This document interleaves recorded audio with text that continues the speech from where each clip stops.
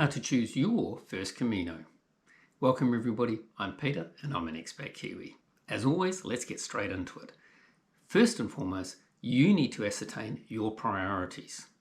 By that I mean is it actually important to you to actually finish in Santiago and claim your Compostela on this first Camino?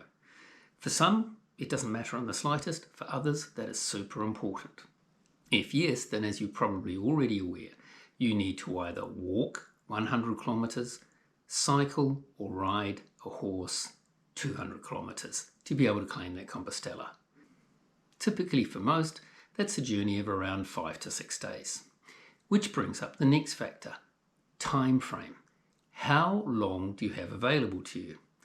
If you've got 1 week, then you are limited to, as I said, certain specific starting points.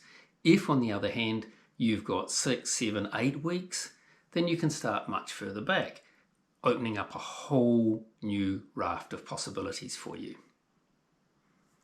Access is another really important facet, because let's face it, if you are flying in from overseas and you've got a limited time frame and you then have to spend 24 hours, 48 hours to get to your start point, it's eating into the time that you've had available.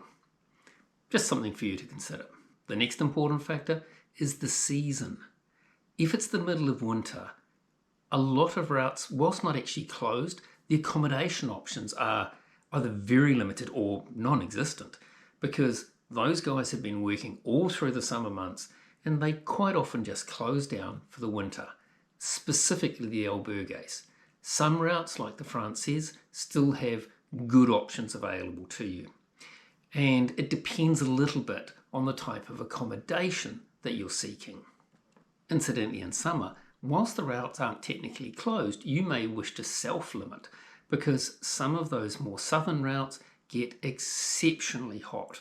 We're talking temperatures of 40 plus degrees, and we're talking very long distances between stops, sometimes with no water. So that means you're having to carry, 4, 5 litres of water between stops? 4 or 5 litres, that's 4 to 5 kilos, as I'm sure you're well aware.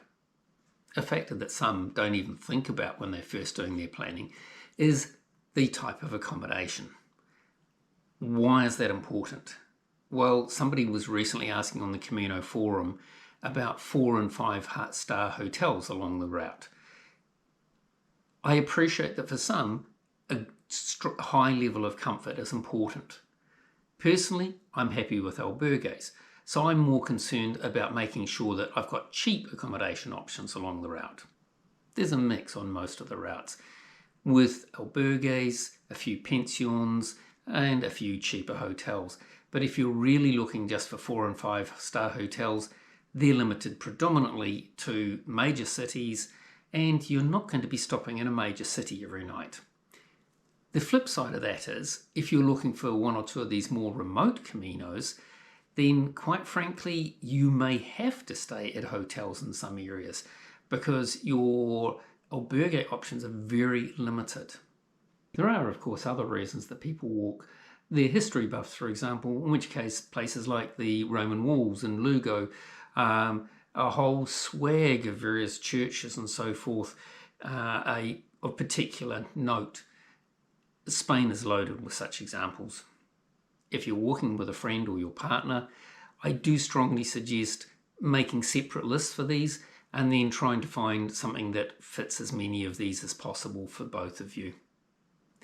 If, on the other hand, you're simply looking to do a good hike with a comfortable bed at the end of every day, well, pretty much any other Caminos is going to work for you, quite frankly.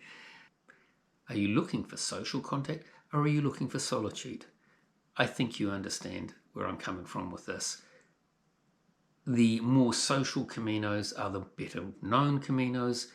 The ones where you can walk in a little more peace are, logically enough, the lesser known, hence lesser walked Caminos. Experience, funnily enough, is my last point. If you are an experienced hiker and an experienced traveller, you know you can handle pretty much anything that comes your way. So other factors are going to be far more important to you. If, on the other hand, you are, to excuse the phrase, but a complete newbie, then realistically speaking, you are going to be much better off choosing one of the Caminos that is more popular and hence has significantly more support. I suppose there is actually a seventh factor that I should have considered, and that is physical limitations. If you are limited to shorter distances because of your physical limitations, then logically speaking, you're going to want to choose Caminos that have better infrastructure. Plenty of hotels, albergues, etc. along the route. If you could walk further distances with the assistance of luggage transport, for example, I've done a video on that elsewhere, then that would also be worthwhile considering. But that isn't available on all of the Caminos.